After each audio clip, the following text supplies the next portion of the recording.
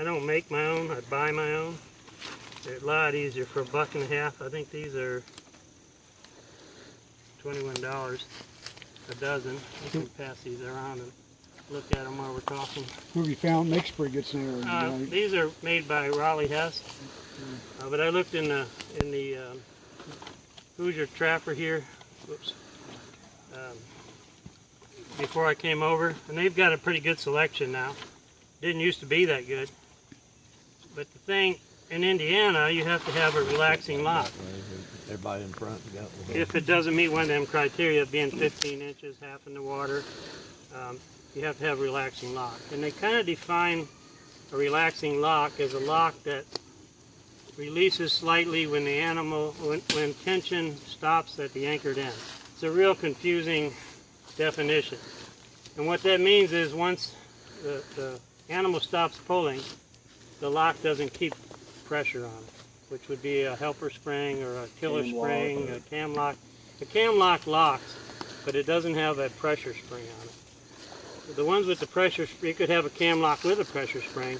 Those are killing snares. They shut down and they keep pressure on them. It doesn't release.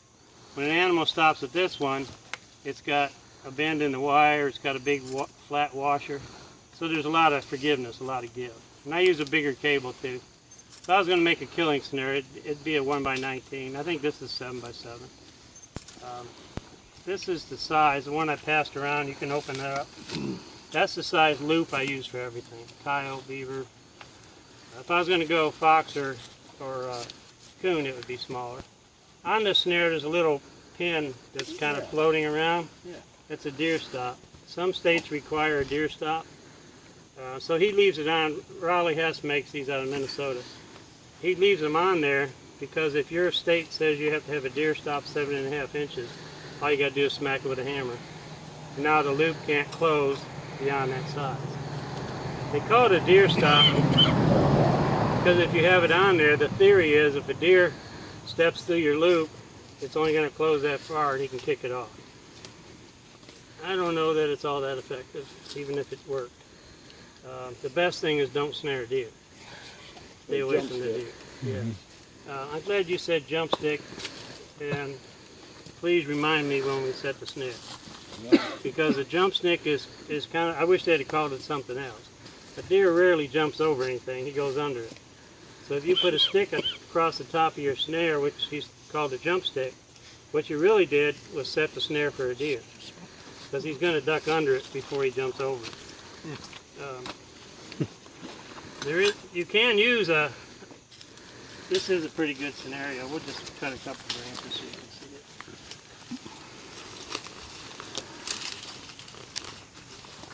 And here's a snake that we can call a jump stick. So when I set it, I'll put a stick there to prevent, prevent a deer. It's a really good thing to do. I try never to set on a trail that has a deer track on it. It's just simpler. Sometimes you don't have that choice because coyotes and everything use the same trail as deer do. So if you got to do it, pick a flat spot, level. Don't go uphill or downhill.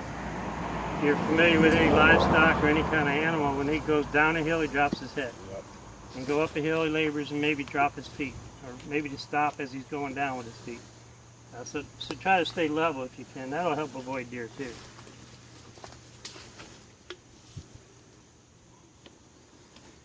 So on this long snare I passed around for you to look at, on the end it has an open ferrule system that you can put around a tree. Pretty simple. And you got him hooked. Or you can use a stake. If you do use a stake on this type,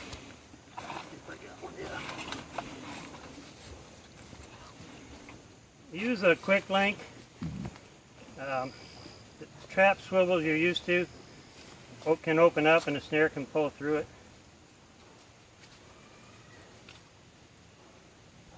Put a quick link on the end of your cable and hook it that way. The idea for these loops are to just be able to put a stake through it. Well, the problem with that is sometimes the cable has memory and over time it starts creeping up, and it doesn't take much to pop off. So anymore, I just add a quick link, and then you have to worry about it. If I didn't have the quick link, I'd probably double it over. I'm scared to death they're going to open up now. But if you fold it, you get a little bit more on it. Just crimp it down good. But the quick link solves all them problems. And the other type of snare,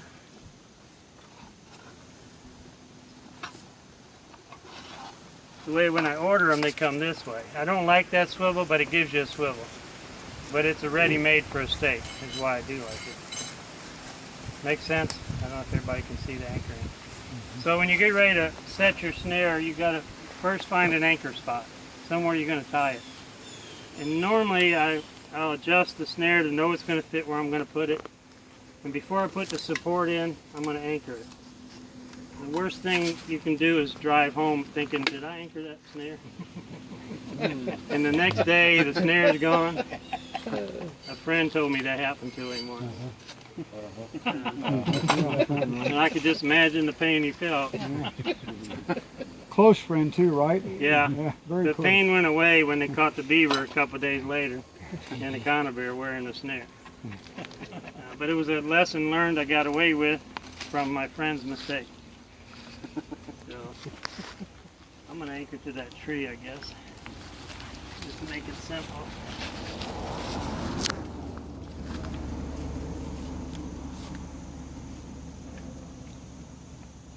This is how I do my dog-proof traps too. Just a quick link on the end of a small chain.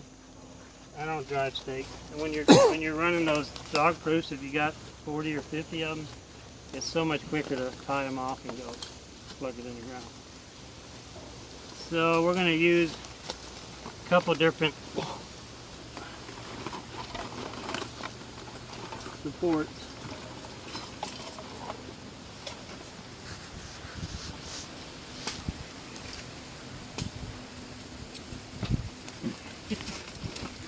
Your bag look like that when you're trapping? Yeah, it's always clean. Always got new pliers in it. Yeah. Because you lose them. You always try a new one. I actually grabbed that bag out of the back of my truck and threw what I needed in it. The stuff's still back there, like I said, from the college last week. You'll see these supports. Where's my stake? These supports over in the shop.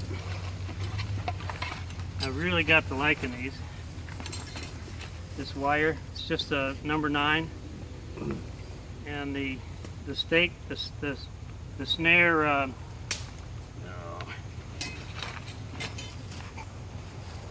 You can put the snare in there too and stake it because you're using a stake, and just drive it in the ground. And you notice the pigtail on that support, it goes in the ground with it. That keeps it from turning. It gives it that stability and that strength you need to let it bounce back where you came from. Real simple, cheap. You can make your own once you get to figure out the twist and leave that pigtail. They're pretty cheap. Typically you'll buy them if it's more cost effective than making them. And the other support, which we're using more of, is just a simple rod with one end flattened, and that stops the swiveling with a wire support. This doesn't look like 9. This Chinese 9. Do what? Chinese 9, yeah. And the only reason I'm looking for the number 9 wire is because it fits almost all these snares. I'm gonna get in the bushes, I'll just grab one of these. Almost all these snares come with what's been referred to as a whammy. The whammy, I think, was actually a metal barrel. And now just anything they call it a whammy. These are a plastic piece of tubing on here.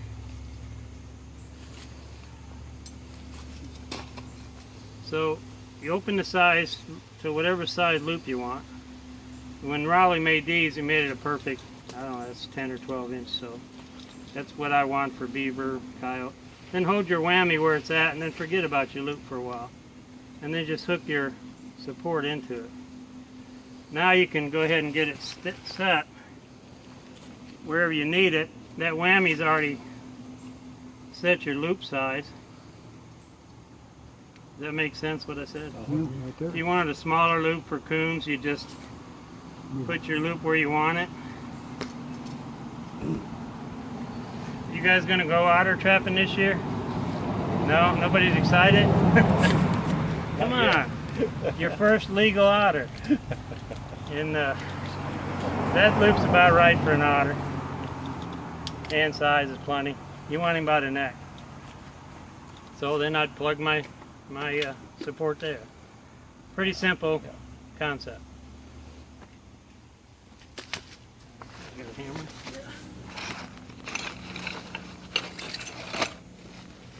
So I've decided this is going to be my coyote snare. And if it's a deer trail, I'm going to get fairly close to that tree.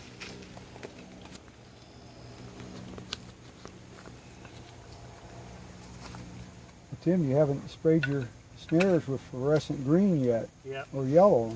I usually set them and then spray paint them. There is usually a question or two about treating snares.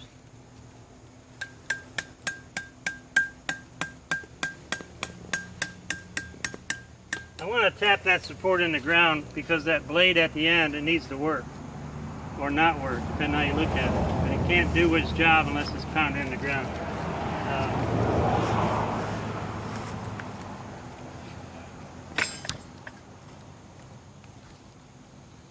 If I was setting this, I'd be on the trail. I'm just stepping to the side so you can kind of see it.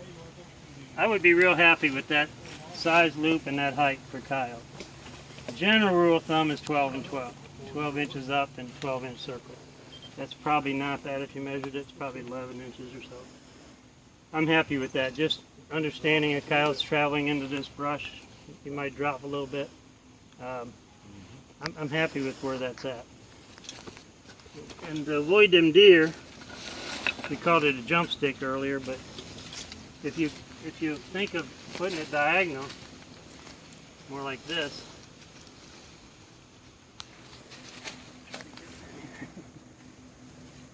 the ground's pretty tough. If you get the idea, put it long ways on a slant.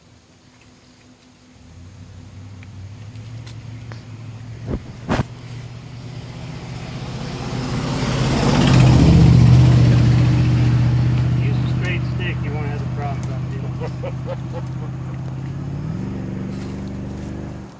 We'll just shorten it up.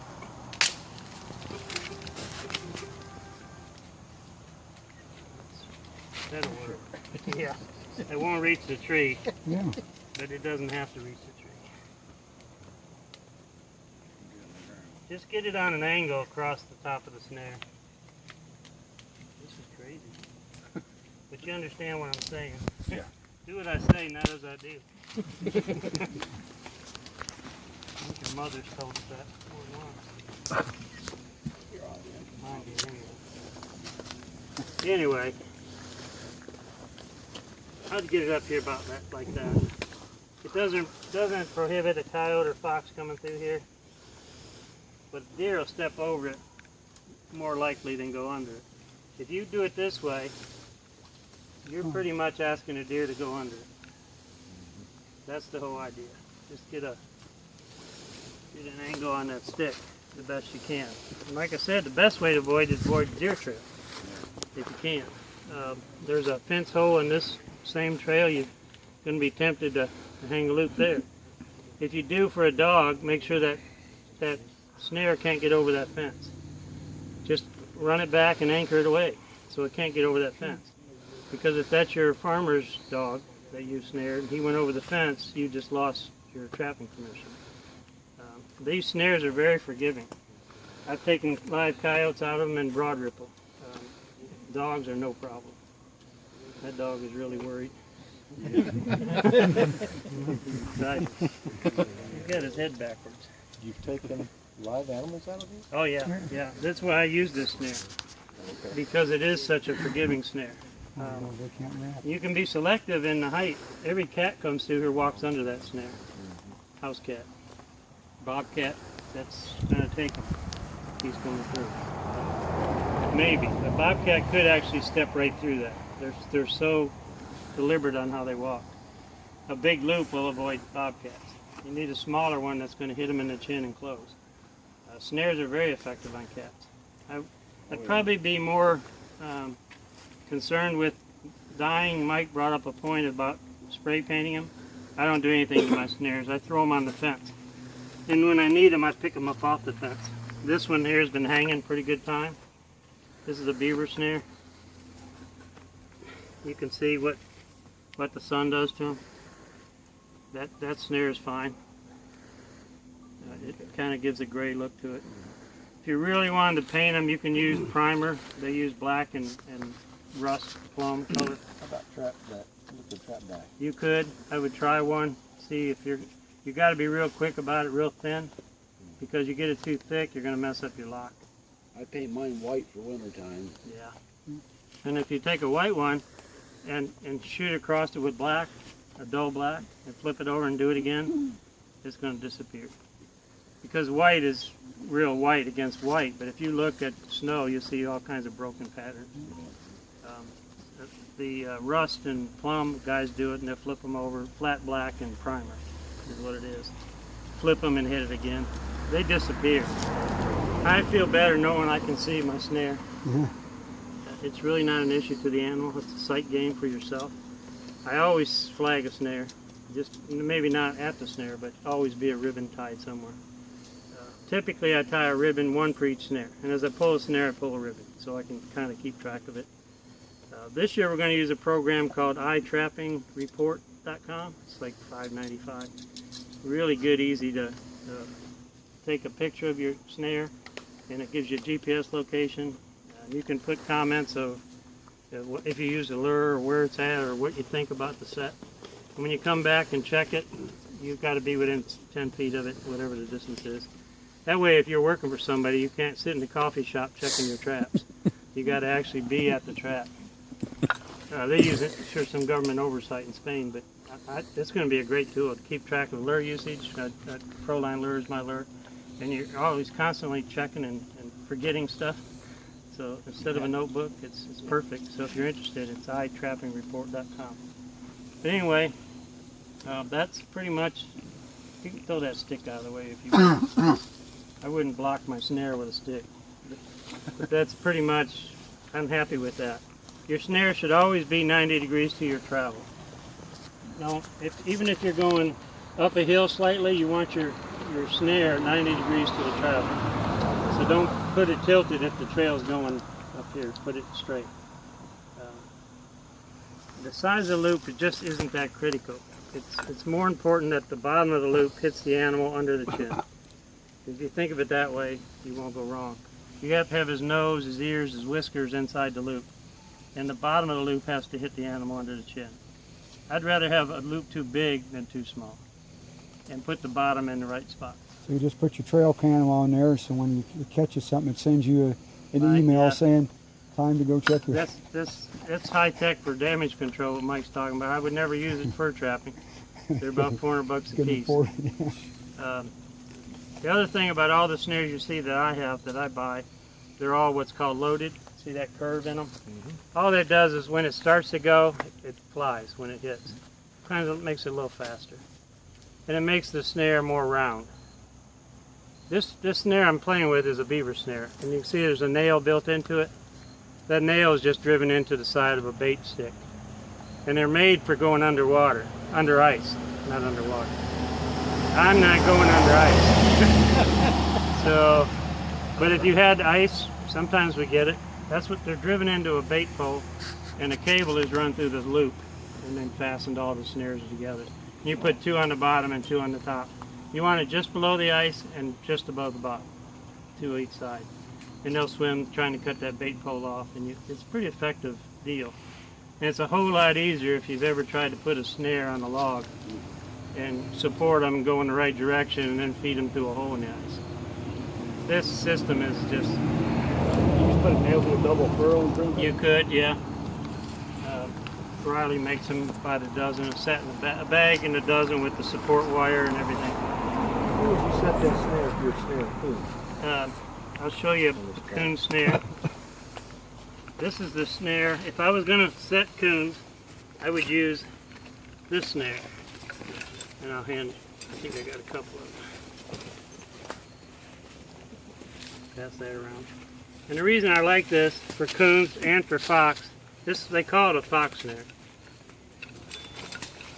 As you find a trail like this, I'm going to lose half my stuff, and lay the support right on the center of the trail. Right there's the center. And then I put it over here, straight out, and anchor it.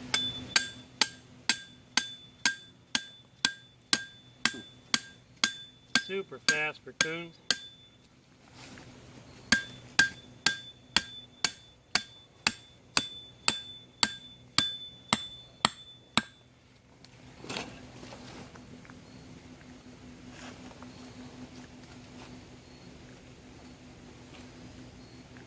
There you go. And then this will bend up. And I want a coon snare about that high off the ground. And you wouldn't think that they run that high unless you've seen coons in videos running, because every time you turn one out of a trap or you get him in a trap, he's down low and going fast across the ground. But if you look at a coon walking down the trail, his head's 8 inches off the ground. And that's where you want him around the neck. If you're going to snare a coon, get him around the neck, because a pelt line doesn't look good in a low coon market. They'd love to knock that down, and you pay him to take those coons. That's what I'd do for a coon if I was strictly going to snare a coon. And these supports are reusable. The wire probably won't be. They're pretty simple to make. I don't know if Charlie sells them or not, but you could probably go on the internet and see them. It's called a fox snare, and they're made by Riley Hess. They also make a fence snare with a number 9 wire like this, without the loop on the end. So you could wrap it around a tree or do whatever you wanted to. It's a pretty long piece of number 9 wire. The other support, there's 3 supports. This one that I use. Mostly I use that stick for beaver or coyote, everything. It's just so much easier.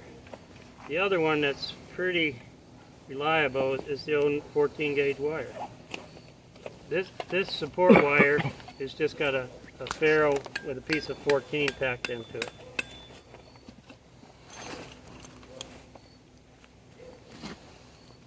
And you just make a little U shape on the end of your wire, and I'll leave these here.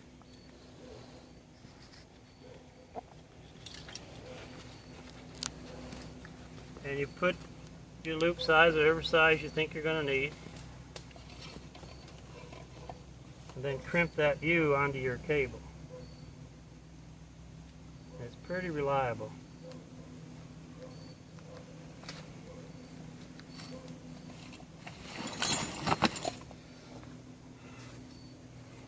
And you can make this go anywhere it wants to.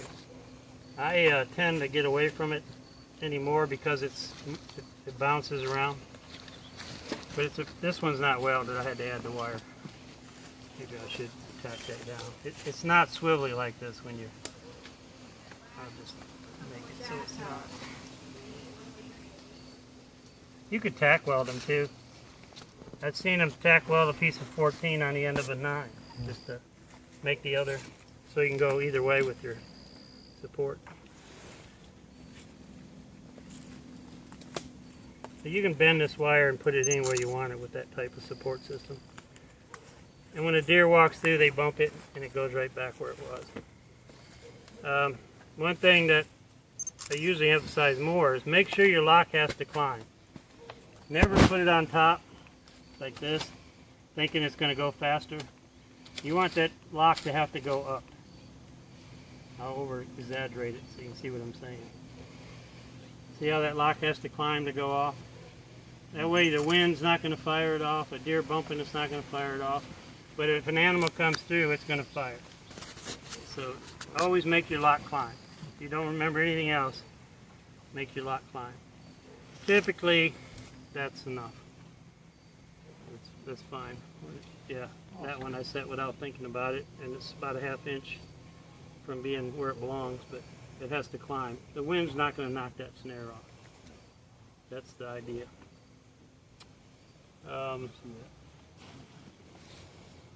The snare I passed around has a big swivel in the middle.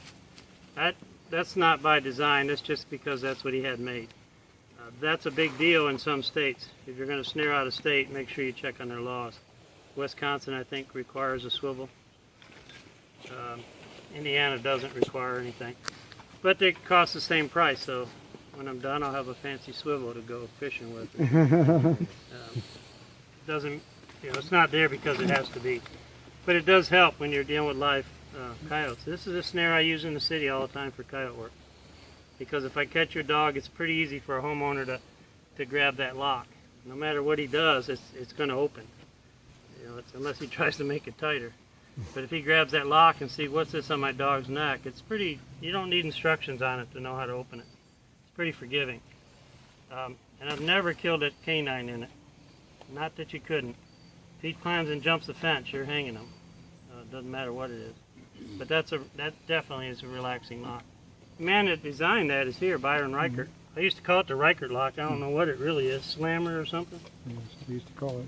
Yeah. I always called it the Reichert lock, but it's Byron Reichert did that, invented it several years ago. I always call it a washer lock. Well, it's an inverted washer. The old washer lock was just a 90 degree. Right. Oh, yeah. Now that one folds back over itself. Oh, I see. And the flat end of the washer, the largest portion of the washer is against the animal. So it doesn't dig into it. It can't get tighter. That's the difference. So it Yeah, doesn't damage it as big much. difference. Yeah. It's Tim, what about that little W configuration on the end here? they call it an inverter. I think that the name they call it is a slammer. I'm not sure. And there's one a little bit smaller than that too. I really like that lock. Mr. Julien, This support is just another version. Yeah. what about on your stabilizer wire, that W configuration rather than... No, I would never use a W, but I'll show you what Bill's talking about. And people do use it, and it's a preference. I don't like it because I've never learned to use it very well. Pigtail. Yeah, a W is just like what it says. It looks like a W. And I'm probably going to spell it wrong. But it's a W. And what you do is lace your snare back and forth in that. And like I said, I've never really learned to be comfortable with it, but that's what it is. Some guys like it, and it's not performer, you just don't care for it. I just never learned to use it well. This little clip-on thing is what I started using first. I shouldn't say that. When I was the outdoor rec director at Fort Harrison back in the early 80s, mid 80s, and I needed the snare. We just opened trapping on post. I came down here to get some snares. Charlie had no idea about snares back in those days. None of us did. So I got a Hallbaker book out to tell you how bad I was. And they talked about putting bobby pins, holding the snare on the bushes, and red ties. And sounds good. I actually caught a fox.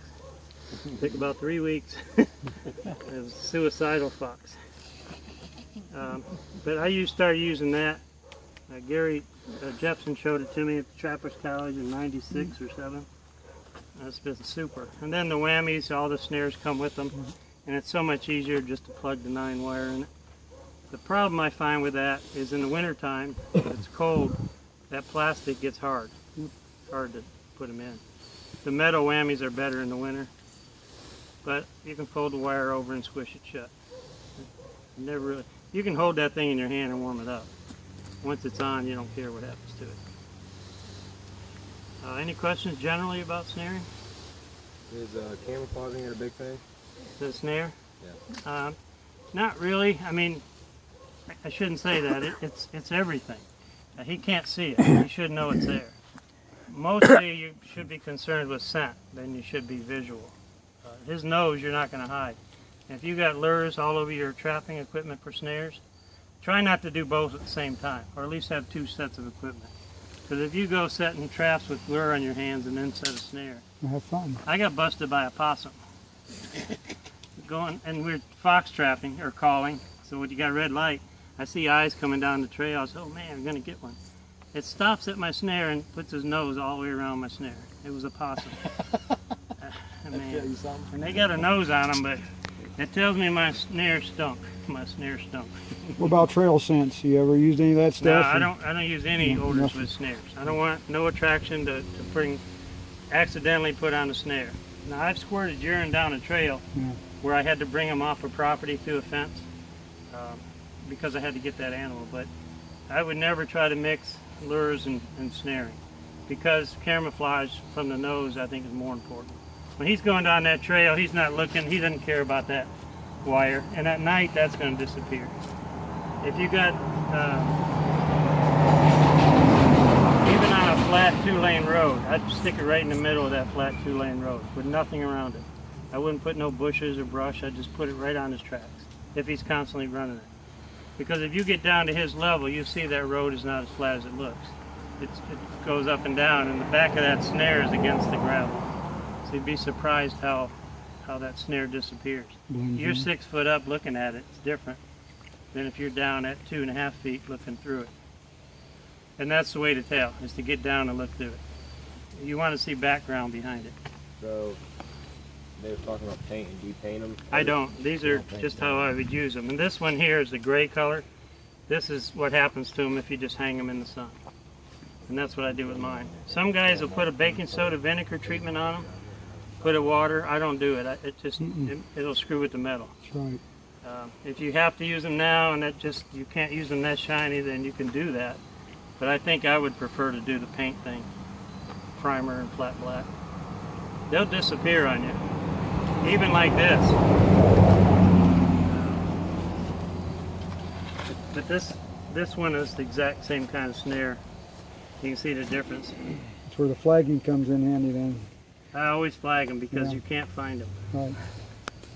But you can see the difference in the color of those snares. Those snares there were just bought probably in Hamburg or LaGrange, probably Hamburg. These have been hanging on the fence who knows how long. Excuse me. Just caught one. Yeah. Email. The trail cam Mike was talking about, if you get into damage control in the city, we set up a camera and it sends a text picture when there's motion. So your trail camera takes your pictures. It does the same thing, except it sends me a text and an email. It's pretty neat to have if you're trapping coyotes behind McDonald's. you know it's caught before the customers get there in the morning.